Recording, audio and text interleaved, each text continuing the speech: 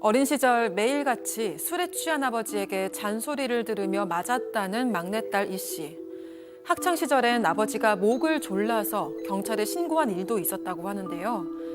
결국 부모님이 이혼을 하고 20살이 돼 집을 나오면서 아버지와 인연은 끊어졌습니다.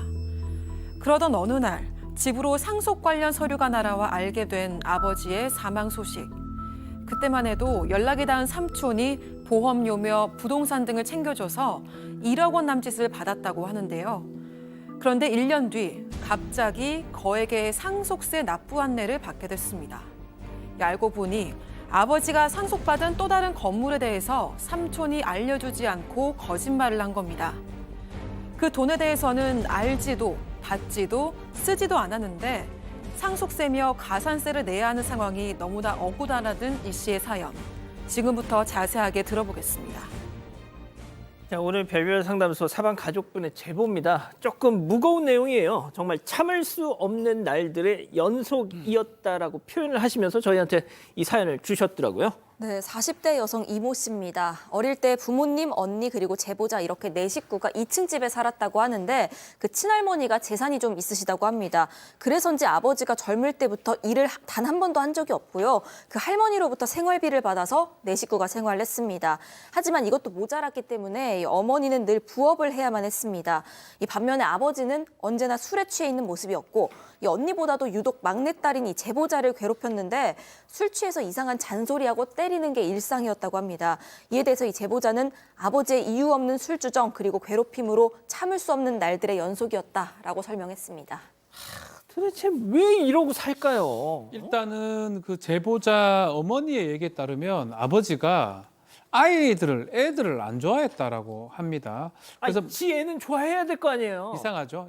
그런 아버지가 참 있을까 싶은데 특히 뭐 본인은 이제 제보자는 이제 기억을 정확하게 하고 있지는 않지만 어릴 때 본인을 던진 적도 있대요. 집어 던진 적도 있다고 그러고 또 무슨 이유인지 몰라도 목을 뭐 졸라서 경찰에 신고된 그런 적도 있다라고 합니다. 더 나아가서 집에 키우던 강아지가 있었는데 강아지를 삽으로 때려 죽이기도 하고 또 강아지를 발로 차 죽였다는 얘기도 들었다고 합니다. 아, 이거 약간 좀 진짜 시한폭탄 같은 인간이었던 것 같은데.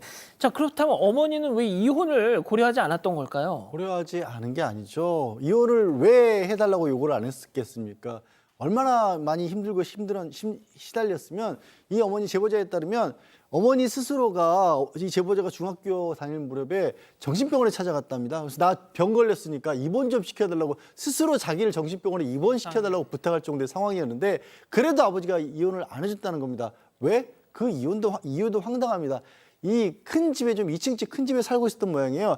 그 집에 사는 동안에는 이혼을 안 해주다가 그 집을 팔고 작은 데로 간 이후에야 이혼을 해줬답니다. 왜냐하면 아까 그 아버지라는 사람 일 안 했다고 했잖아요. 예. 하지만 할머니가 준 재산이 좀 있었죠. 어. 혹시 그 큰 집을 팔면 아내에게 돈 떼줘야 될까 봐 이혼을 안 해주다가 이제 그거 팔아서 다 자기 돈으로 한 다음에 그 다음에 작은 집 가니까 이혼을 비로소 해줬다는 겁니다. 결국 돈 한 푼도 제대로 재산 분할 같은 거 할 생각도 없이 그냥 집을 나와야 했던 거죠. 이게 딸들이 있지만 어떻게 살 수가 없으니까.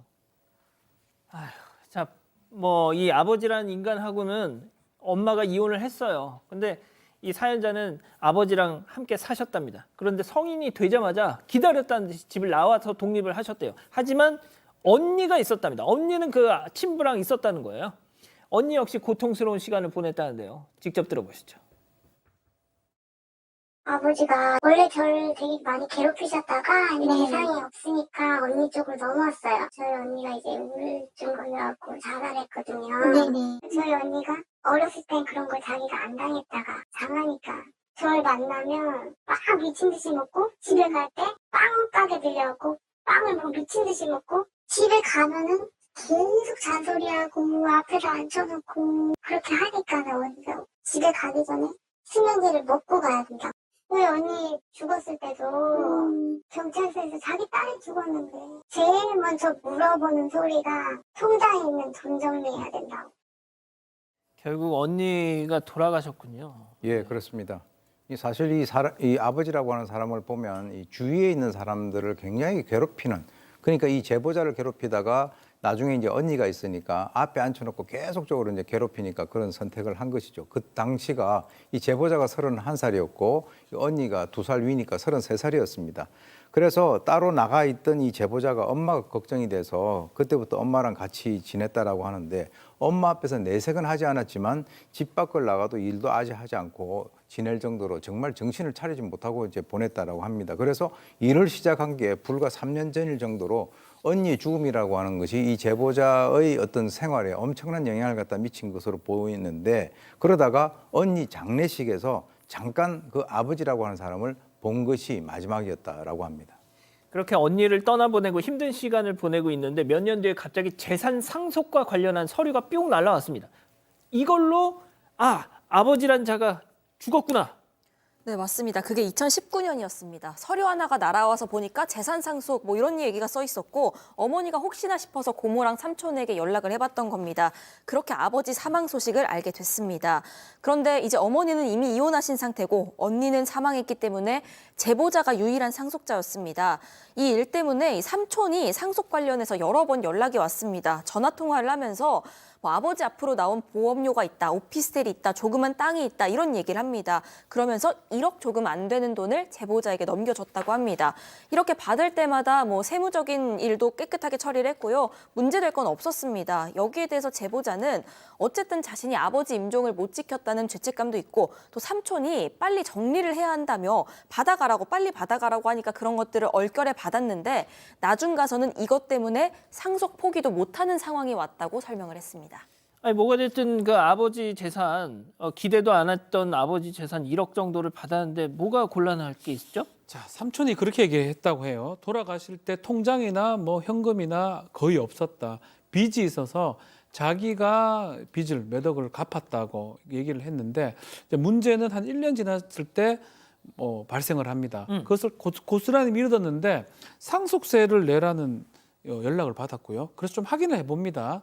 뭐가 문제가 있을까 확인해 보니까 이 삼촌 말고 더 큰 삼촌이 한 명 더 있는데 이 건물 아버지가 상속을 아마 받았던 것 같아요. 아버지 상속을 받고 현금으로 쓴 20억이 있는데 이 20억 뭐 현금 쓴 거 등등을 제보자한테 상속세 내라고 날라온 겁니다. 네가 유일한 상속자니까. 네. 자, 물론 제보자 주장이긴 합니다만 아버지 상속과 관련해서 이것저것 챙겨준 삼촌이 알고 봤더니 거짓말을 한 셈이 됐고 아버지 돈을 다 챙겨주지도 않은 채 조카에게 거에게 상속세 폭탄을 맞게 했다는 건데 자 제보자 얘기 좀만 더 들어보시죠. 큰삼촌 건물을 3분의 1을 받았는데 얘가 흥청망청 쓰셨나 봐요. 그러니까 그거에 대한 이제 상속세를 저한테 내라 그러는데 저는 아버지랑 살지도 않았고 아버지가 돈을 어디서 썼는지도 하나도 모르고 삼촌이 거짓말만 안 하고 그런 거 안 들고 갔으면 저는 이제 아빠 세금 내면은 끝이었는데 지금 계속 돈이 올라가고 있는 상황이에요. 자녀란 이유 하나만으로 본인 돈 본인 쓰고 갔는데 추정재산이라고 해갖고 현금으로 쓴 거를 소명을 안 하면 저한테 그거에 대한 이제 상속세를 문대는 거야. 말이 되는 소리를 하는.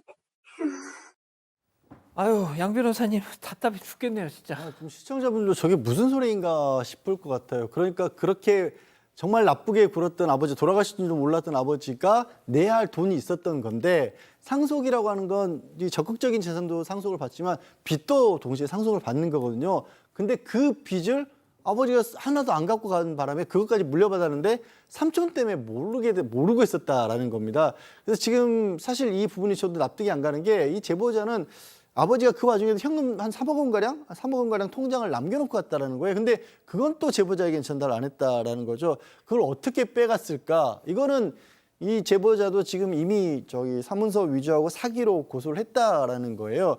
그것만 있어도 사실 상속세 한 20억 원이었다면 상속세 한 2억 원 가량 해결할 수 있는 거 아니겠습니까? 네. 그래서 이거를 기다리고 있긴 한데 일단은 지금 중단을 시켜놨다고 합니다. 당장 집행이 되는 걸.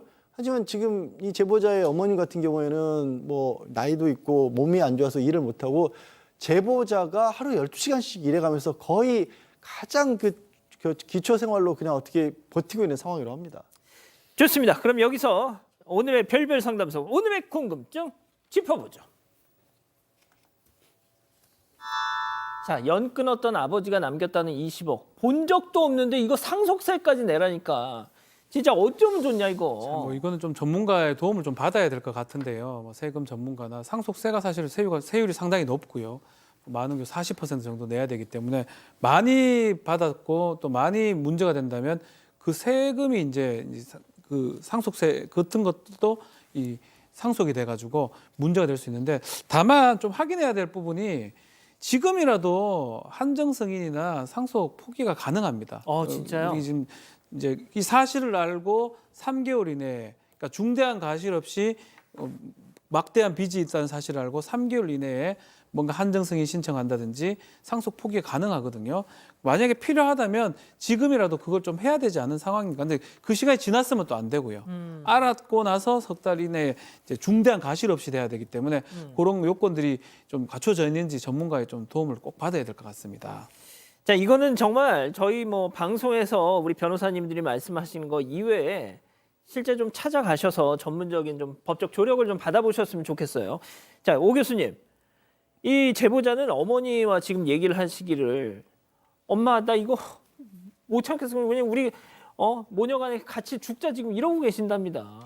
그러니까 그렇게 평소에 괴롭히던 아버지가 이 세상을 뜨고 난 뒤도 큰딸 같은 경우는 아버지 때문에 극단적인 선택을 했고 지금 이제 이 그 남아있는 엄마하고 이 제보자도 지금 그렇게 될 상황이니까 정말 세상을 뜨고도 이렇게 식구들 갖다 괴롭히는 그런 상황입니다. 그리고 이제 제보자 같은 경우는 참 친가 쪽하고는 악연이다라는 생각이 드는데 말이 삼촌이고 조카지 이게 사실은 어떻게 보면 조카를 갖다가 속여 먹은 같은 그런 느낌을 제가 이제 드는데 제보자 말대로라면 이 집에 아버지를 포함해서 큰 삼촌, 작은 삼촌 전부 다 정말 이 돈 앞에는 피도 눈물도 없고 상대가 어떤 상황이 된다 하더라도 전혀 아랑곳 없이 모든 책임을 다 이렇게 이 사람에게 덮어 씌우는 그런 상황이 되니까 뭔가 이게 빨리 좀 해결을 하지 않으면 안 되는 그런 상황으로 보입니다.